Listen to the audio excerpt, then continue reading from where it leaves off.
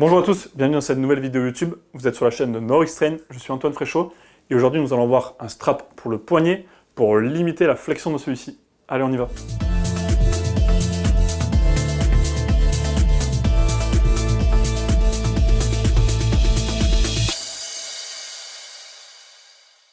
On se retrouve donc pour réaliser un strapping dans le cadre d'une pathologie du poignet, donc pour venir limiter la flexion de celui-ci.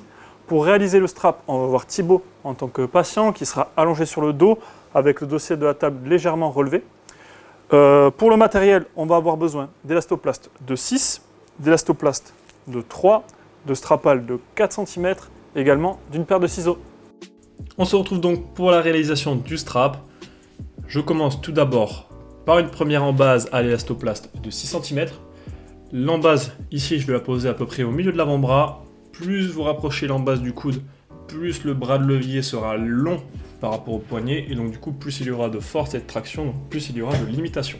Donc ça sera à vous de juger en fonction de la douleur de l'athlète ou de la douleur que vous avez, si c'est pour vous le strap.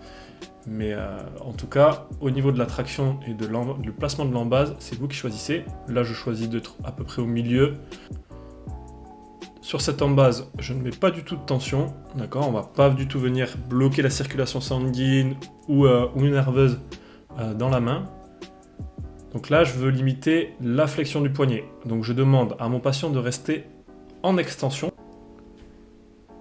En fonction de la douleur, je mets plus ou moins d'extension. Si vraiment je veux complètement limiter la flexion, je demande une extension quasiment totale. Et après, si je veux juste un tout petit peu limiter la flexion, je demande une très légère extension par rapport à la position neutre. Ensuite, je viens passer une deuxième embase au niveau de la paume de la main. Donc qui part du dos de la main, qui passe au niveau du pouce. Je peux, comme je l'ai réalisé là, vous pouvez mettre un replay.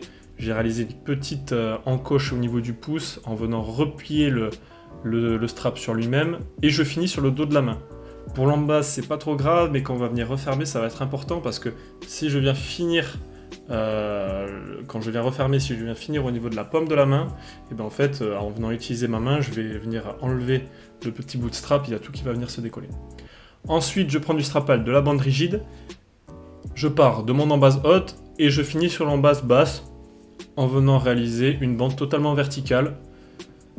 Comme vous pouvez le voir, là maintenant, si mon patient veut baisser la main, on va directement voir que la bande de strapal se décolle, et donc du coup il y aura une mise en tension. Donc là vraiment il est obligé de garder la main en extension. Ensuite je prends une bande élastoplast de 3, donc beaucoup plus légère, beaucoup plus extensible que ma bande rigide, et je viens faire exactement la même bande. C'est pas grave si ça se décolle un tout petit peu au niveau du poignet, parce qu'il y aura des bandes qui vont venir refermer tout. C'est normal, comme il y a beaucoup de tension dans les bandes, elles viennent un tout petit peu se relever, c'est tout à fait normal. Pareil, une bande élastoplast de 3 que je décale un petit peu vers l'extérieur, donc au niveau du petit doigt, et que je viens finir un peu plus au niveau médial, au niveau de mon embase de l'avant-bras. Et inversement, je croise ma petite bande qui part un peu plus vers le pouce et qui finit un peu plus vers l'extérieur de l'avant-bras. Pourquoi j'utilise qu'une seule bande rigide? C'est parce que sinon ça va vraiment être trop raide et il n'y aura plus du tout de mouvement. Donc une seule bande rigide, ça suffit dans tous les cas. C'est très simple comme strap, très efficace. Donc là, je viens refermer ma bande en haut. Comme je l'ai dit, j'essaie de partir du dos de la main et pareillement finir sur le dos de la main. Regardez là, je viens plier au niveau du pouce et je finis sur le dos de la main. Si jamais vous finissez pas sur le dos de la main, c'est pas un problème. Vous venez juste couper, mais vous essayez vraiment pas faire en sorte que ça finisse au milieu de la main.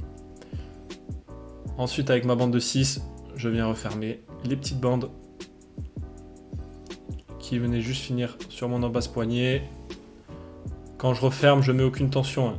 Vraiment important, mettre aucune tension pour pas bloquer du tout la circulation sanguine. Et là, vous voyez, il y a mes petites bandes qui sont toujours relevées au niveau du poignet. Donc là, on va faire des bandes qui vont venir croiser et cercler au niveau du poignet. Pourquoi je ne fais pas une bande directement circulaire? Vous allez voir, je finis en pointe sur le dos de la main. C'est pour respecter l'anatomie, sinon ça va vraiment venir bloquer. Donc, hop, et je finis en pointe sur le dos de la main. C'est beaucoup plus agréable pour le patient et ça vient faire le même effet. Et ça, je peux en mettre une ou deux en fonction, pareil, de mon patient. S'il est vraiment costaud, je peux en mettre deux. Et là, je vais en rajouter une deuxième, parce que Thibaut est costaud.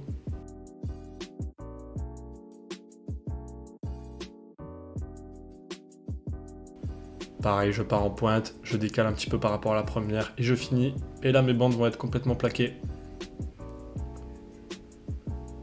Et là, je demande à mon patient de réaliser une flexion du poignet. On va voir que là, il est limité. Juste ce qu'il faut pour continuer le geste sportif. Hein. Je ne peux pas être complètement en extension. Là, je lui demande si ça bloque pas trop au niveau palmaire. Et je lui demande de faire des mouvements sportifs. Normalement, la petite bande au niveau de la paume de la main ne gêne pas trop dans les sports, parce que c'est vrai qu'on essaie de garder le plus de surface possible sur la main. C'est comme la voûte plantaire.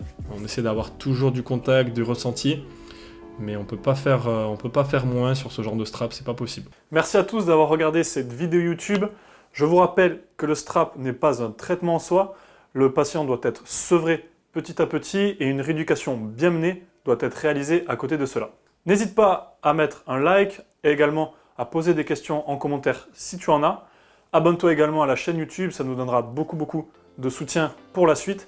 Également, tu peux t'abonner sur nos réseaux sociaux, Facebook, Instagram et LinkedIn, et aller voir sur notre site web pour consulter nos articles www.neuroxtrend.com.